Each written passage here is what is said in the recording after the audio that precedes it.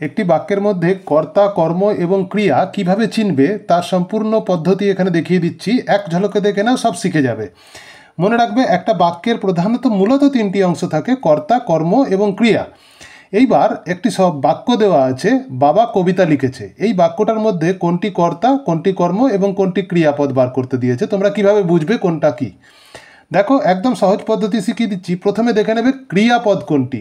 ক্রিয়াপদ মানে হচ্ছে যে কাজ করা বোঝাবে। ক্রিয়া মানে কি? ক্রিয়া মানে কাজ করা বোঝাবে, কাজ করা বোঝাবে। তো এখানে বাবা কবিতা লিখেছে, এই সব বাক্যটার মধ্যে কাজ করা বোঝাচ্ছে লিখেছে। লেখাটা একটা কাজ করা। এইবার তোমরা কি করবে, ক্রিয়াপদটাকে আগে লিখে নাও। লিখেছে, লিখেছে ক্রিয়াপদটাকে আমরা লিখে নিলাম। এইবার এই লিখেছেকে তোমরা প্রশ্ন করবে দুটো অক্ষর দিয়ে। কি কি? একবার করো কে দিয়ে, আর একবার করো কি দিয়ে। আর একবার করবে কি দিয়ে? কি দিয়ে করবে। তাহলে কে দিয়ে যখন প্রশ্ন করছি, কি লিখেছে?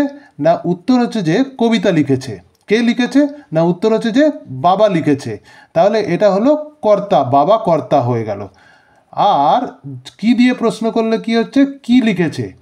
না, কি লিখেছে? না, কবিতা লিখেছে।